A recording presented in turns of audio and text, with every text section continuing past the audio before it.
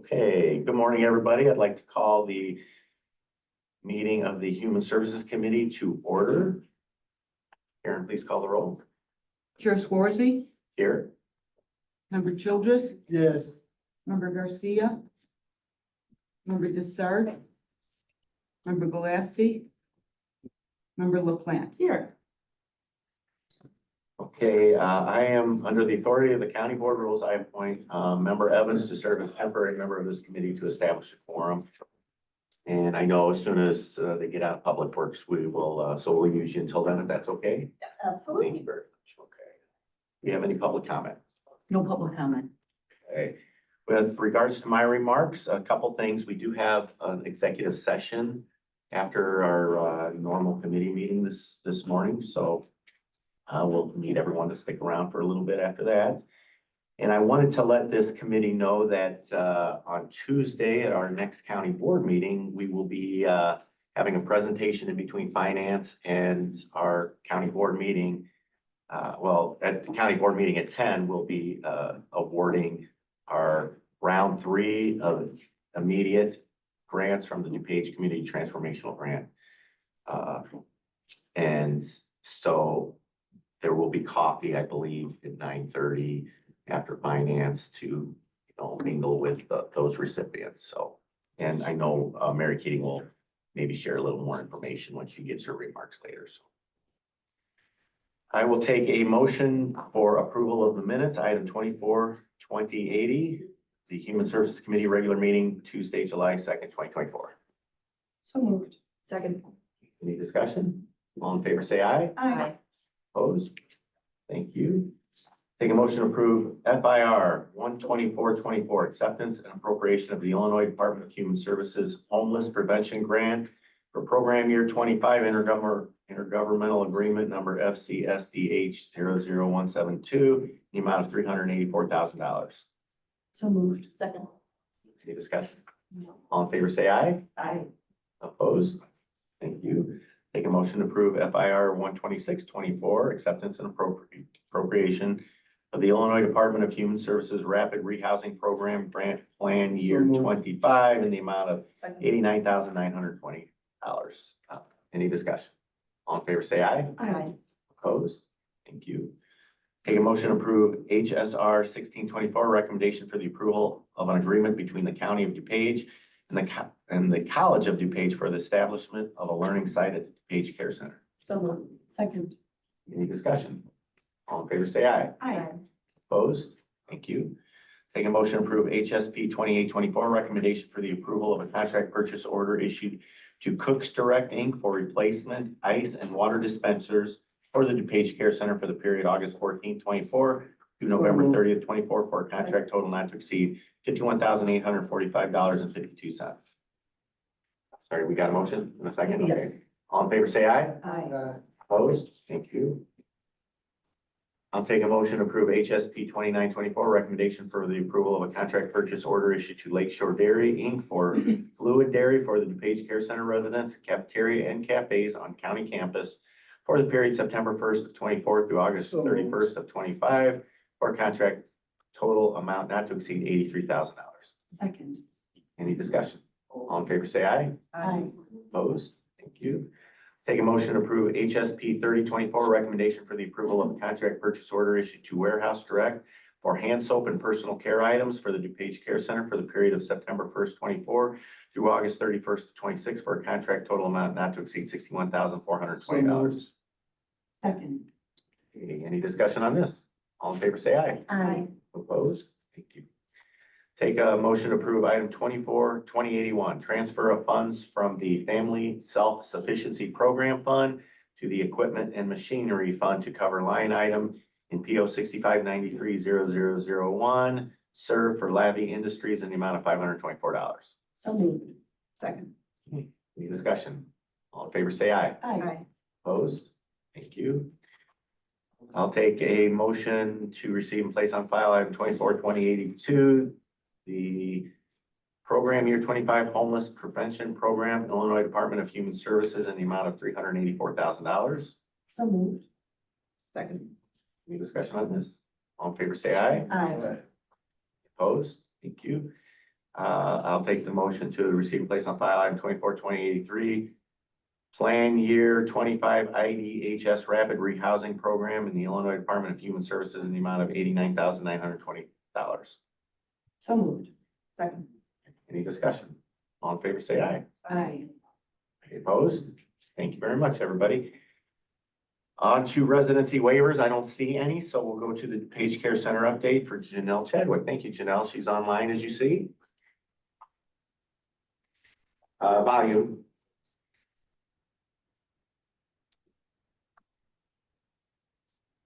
Nothing yet.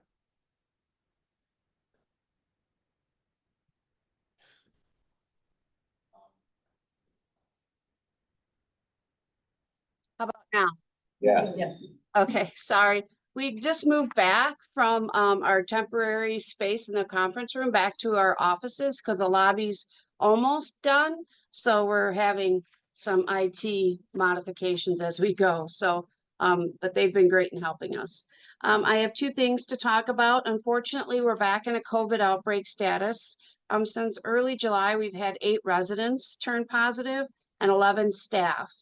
The staff have had a little more symptoms than the residents, so that's good since the residents are so compromised, but they were all on one unit. We're seeing residents as well as staff, if they go out to large gatherings, that's where we're seeing the positivity. So awareness for everyone. Large groups could be COVID risks. Any questions on COVID before I move on to construction? I don't see any. All right, so the lobby is almost done, as well as the administration hallway here. So if you get a chance, and it's not raining, because you'll have to walk a little bit, come on over and see it. It just is absolutely beautiful. So we are having certain hallways that are going through abatement. So then we're moving masked people in their offices to the conference room while that space is being done. And then when that's done, we'll move them back. So we're in a very agile mode to still do business and move about the building. So, but it really looks beautiful. I encourage you to pop on over, or I can send out some pictures if you'd like. I think pictures would be wonderful. Thank you. Okay, all right, I will do that. Any other questions for me? Thank you very much, Janelle. Thank you. Appreciate it. On to community services update, Mary Keating. Good morning. Can you bring up the PowerPoint, please? Thank you. So I will be presenting the 2025 budget request for the Department of Community Services. Go to the next slide, please. But first, I want to talk about a highlight from the 2024 budget, and that is the additional security that was added over at the Family Center. And I particularly want to call out Member Yu, who was a tremendous advocate. The whole board was very supportive, but Member Yu really brought it to the forefront. So I want to thank you. So I've asked Tori Kappas, who's the administrator of the Family Center, just to come and give you kind of an update on what the impact has been. Good morning. You all have a little pretty bar chart in front of you. I wanted to, as Mary said, thank you all for your support with security. I just had my 8-year anniversary at the Family Center, and I wanted this for 8 years. So thank you very much. So just to highlight a little bit about what security, the increase in security during the day has meant for the Family Center. So, you know, we always mediated during the day at the Family Center, so that hasn't changed. I will tell you, my mediators though have expressed so much more comfort at work. They feel better being there. So my staff feels safer, but also the parents do. We had a situation where, you know, there was one parent in one waiting room. You've all seen our building, and they tried to go around to see the other parent because they wanted to push reconciliation, and our security was able to stop that from even happening. Our mediator was back in their office. They wouldn't have known. So that's just one example. We, you know, in the past, we'd have to call for security across the street, and now we're able to maintain neutrality, but then also be safe, you know, so that's been wonderful. But in terms of how it's changed, so the numbers here outline our daytime services that we weren't able to offer before we had security. So do you need a? Oh, I'm sorry. Okay. Everyone else? Okay. So if you look at, so in-house exchange, just to remind you, that's when parents stay on site at the Family Center. They don't have supervision, but they stay there. So That percentage was a 16% increase in our ability to offer that since we've had security during the day. For neutral exchange, that was 6%. It doesn't sound like a lot, but that's a program that has a lot of activity nights and weekends. And then supervised parenting time, we've had a 4% increase for a total of 6% increase of our daytime services. But I'll tell you, a lot of that started in June. It's taken a while to get the word out that we are able to offer the services because we've had the same schedule for, gosh, 20 years probably. So it's really exciting. And just to personalize it, just a couple little things I'd like to share with all of you, because I think we all are in this because we love the personal side of things. So we had this dad who was 2.5 hours away. We hadn't seen his 9-month-old for 2 months.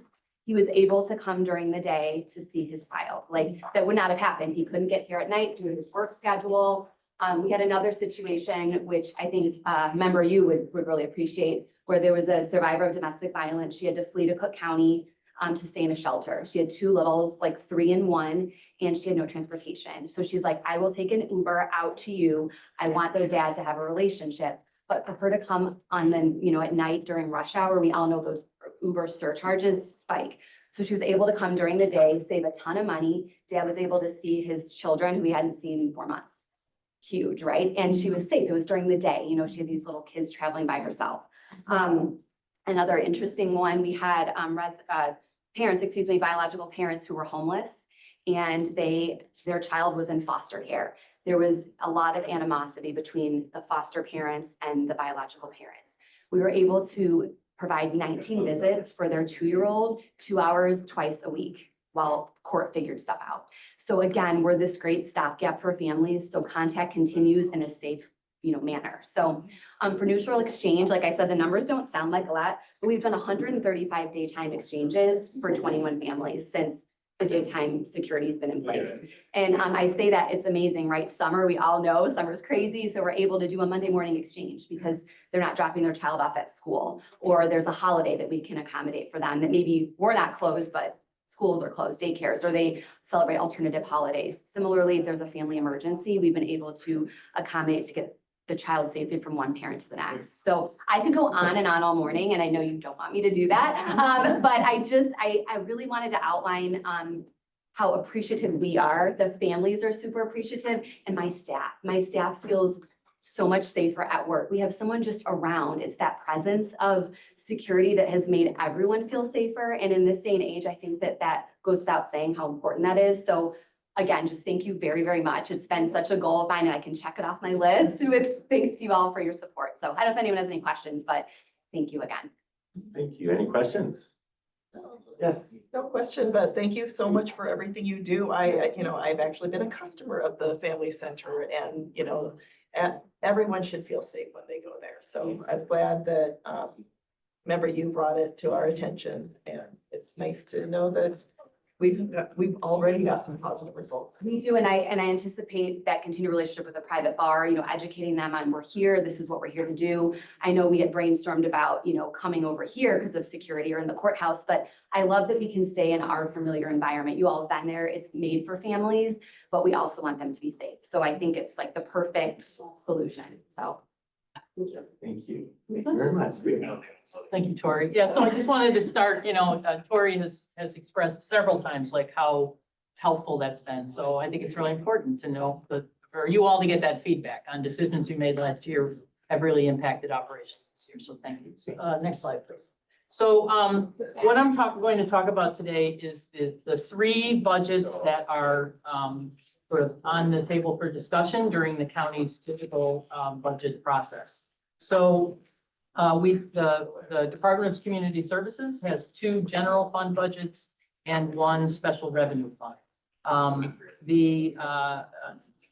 Important to remember that in addition to these 3 budgets, there are 15 grants that support the department. Of our approximately $10 million annual payroll in the department, just over 1.5 million is covered by the general fund. And so about 85% of our salaries and programs are covered by grants. And those are, those budgets are brought during the acceptance and appropriation process. So we're just talking about these 3 today. Next slide, please. Thank you. So actually, can you go back to that first slide? just a general overview, you'll see, of the three budgets, there are, slight increases in all three. And what I'll be doing in the next 3 slides is kind of breaking it out a little bit more, and I'll be sending these slides out. You don't all have to jot down everything. So the first one is the 1,017.50. Go to the next slide. So that's the community. It's called the community services budget. It's the general fund that includes a number of our staff. There's about 21 headcount that are within this this particular budget. Those headcount, those staff are sort of placed kind of throughout the department. There's some INR specialists, intake and referral specialists who are funded from that program. There's some case managers in the housing unit. Our Giving DuPage, and I think one of our communications people are out of this budget, and a number of our management team. My salary is out of this budget. So of the 150 headcount in the department, about 21 are actually in this particular budget. So you'll see what looks like a significant increase in the personnel cost of $222,000. It does not reflect any new headcount. What it reflects is an anticipated reduction in the number of offsets we're able to do to all of the different expiring and shorter term grants that we've gotten. So if we took that entire headcount, the entire headcount of all of the positions that are in this budget, the entire salary cost would be about $1.5 million. As you can see, I'm asking for just under 1.3, so we anticipate just over $200,000 in offsets. Now, that's a smaller offset than we've been able to do in the last couple of years because, you know, for example, I've charged a lot of time to the CARES Act, charged a lot of time to ARPA, as have many of our other management team. And so we're anticipating we won't be able to offset salaries quite as much. But again, even though it reflects an increase, it's not reflecting any new staff. It's not reflecting any particular or any salary increases or anything like that. In the contractual services line, we're anticipating about a 5% increase in the PACE paratransit cost, and that basically makes up the majority of the increase in the community services budget. Next slide. So the Family Center is actually funded by 3 budgets, and I'll be talking about 2 of them. The first is the Family Center has one general fund account. It has a special revenue fund that I'll talk about in a second. And then the third budget is actually a federal grant. It's called the Access and Visitation Grant. You'll see the only real increase of any significance in the Family Center is under the personnel line. We're anticipating about a 10% reduction in that Access and Visitation Grant. It's not guaranteed. What department is that from? Is that IDHS? Do we get it from? I think it is. Yeah. So our IDHS rep has indicated that they'll be trying to prevent us from having that cut, but we do anticipate about a 10% cut. We also are looking for some increased hours for a part-time mediator that provides the opportunity to do additional mediations. And then there is one equity increase included that I'll be covering under my executive session, under the executive session later. Go to the next one. Under neutral exchange, again, pretty kind of a moderate increase in the personnel line. It's not looking for any additional headcount. What we're looking for is a reclassification of one staff to a higher level position. I'll be talking about that specifically in executive session. And in a lot of the budgets, some operating supplies that used to be charged, that the mailroom, I think, used to pick up, things like copier paper, ink, those kinds of things are now being charged directly to departments. And under neutral exchange, we are looking to have a little bit more training, travel training expense. We're very interested in having an opportunity to send our folks who work at the Family Center to a national conference where they, you know, it's such a unique service that we provide. We really want to provide that staff with the opportunity to interact with their peers sort of at a national level. The next one. So basically, that's the overview of the three, the two general fund and the one special revenue fund for 2025. On the next slide, I'll be talking about 2026 and 2027 things just to start thinking about. But before I go to that, do you have any questions on those three?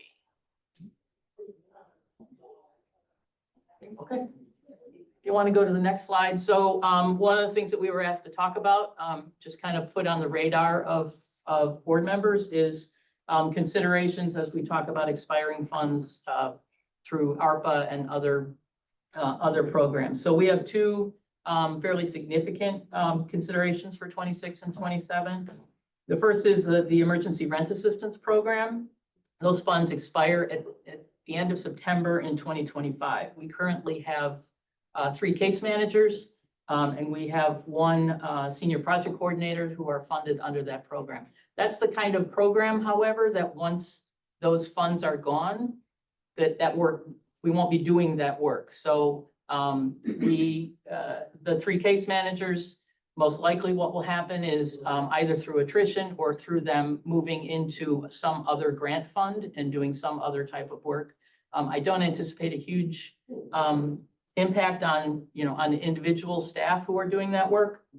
But I don't feel that the board will necessarily need to be sort of backfilling those salaries, because the folks who are in eviction court, what they're doing is they are helping folks get connected to the IDA eviction prevention program and foreclosure prevention program.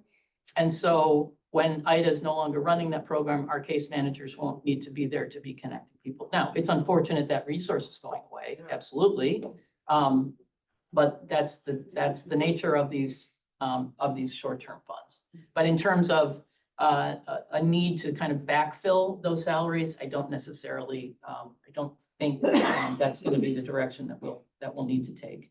Very quick, can I ask a question on Yeah. that? So prior to ARPA or the CARES Act, I'm not sure exactly when this started, we didn't do any eviction court case management? We didn't have people specifically sitting in eviction court. We certainly have a history of having many different types of funds for homeless prevention, eviction prevention, but not to the level, not to the scale that we've had under ARPA. ARPA, there was $50 million that came to DuPage County in emergency rent assistance. And so, we, we could help a little bit here and there, but certainly not to the scale that we've been able to help. And with the high cost of rent and stuff, Mhm. even worse today than it was 4 years ago, I imagine we're still seeing quite a few people Sure. go through this Yeah, program. sure. I don't have the numbers off the top of my head, but I can certainly. But it's not slowing down, I'm It's assuming. not slowing down. And there have been folks advocating at the federal level that the emergency rent assist, the ERA program was the first time the federal government has ever provided rent assistance funding. And so there's been advocacy at the national level, but like I said, we've never seen anything of the scale that we've received. So with eviction court, we're still gonna see a lot of that with rent assistance. Once that money's gone, we don't need that staff member. It's the same. The eviction court, the folks in eviction court are getting people connected to rent assistance. Rent assistance is the funding. Okay. Eviction court is sort of where we're, so, and in some cases, people aren't eligible for the rent assistance. Maybe they've already received it, through IDA, in the last year or something. So they're working to try and get them connected to any other resources that are available. Thank you. And then the other consideration, this would be for the 2027 budget, is anything that we have funded through ARPA. The big ticket there is the 211 system. We have a contract with ACDC. They do our night and weekend coverage. That's a $190,000 contract. Just as an aside, we are interested in talking with DuCom to see if there's a chance that it could get wrapped into DuCom. At the time we were launching it, ACDC was interested in doing it and DuCom wasn't. And so, but there's certainly no reason why we can't kind of look to see if there's some economy to be achieved by running it out of DuPage. We have, 2 additional call takers that we brought on specifically for 211 as well as a manager. And so those are salaries that I do believe we will want to maintain. There is, this year we did receive some funding from the state. We've actually used it to assist with that ACDC contract, as well as we used the majority of it for advertising and marketing of the 211 system. So we don't know what we'll get from the state. I don't think we're anticipating I think we got right around $200,000 this year. I don't think we're anticipating that large of an amount. But that's certainly for the 2027 budget. Something that we'll need to take into consideration is the 211 system. And again, we will advocate on the state level to see if there's opportunity for the state to fund 211. You have somebody a hand raised? So that's what I have on 2026 and 2027. As Member Schwarzy noted, we do have executive session to talk about some, specific personal items. Any questions for Mary at this point? Thank you. Nice presentation. Thank you. Mary, is there anything with regards to the awards we're handing out next Tuesday? Any comments on that? No, we're just always looking forward to having an opportunity to highlight the great work, and especially the great work of the DuPage Foundation and their volunteer grants management committee. They're just so impressive. They're so thoughtful. They do such due diligence. I've said it many, many times, but I've just been so impressed and so pleased with the partnership with them. So. And I will add to that Mary sits on that committee as well as Paula and me. It's a lot of work to go through all the applications we get and to evaluate and to just really research what they're asking for and so forth. And the rest of the committee, was there about 10 people on that committee or so? About 8, I think, yeah. Not counting us. Oh, not counting us, there's maybe 6 or 7. Yeah, so it's, they do, like Mary said, they do a fantastic job. They work hard. They're very, all their focus is making sure that the residents, in this case in DuPage County, are getting the best that they can, best bang for the buck. So, thank you. I'm just gonna sit here till executive session, so. Okay. Do we have any old business? Seeing none, do we have any new business? Okay, seeing none. So I am informed we do have matters before us requiring us to enter into executive session. I'll ask those not associated with the executive session to please exit the room. I will take a motion to go into executive session pursuant to the Open Meetings Act 5 ILCS. Okay, let us know when you're ready, Greg. Ready, okay. Now that we are back in open session, we will take a roll call. Chair Swarzy, Here. Member Childress. Yes. Member Garcia. Here. Member Desart. Here. Member LaPlante. Here. Okay. We need a motion to adjourn. So moved. Second. All in favor, say aye. Aye.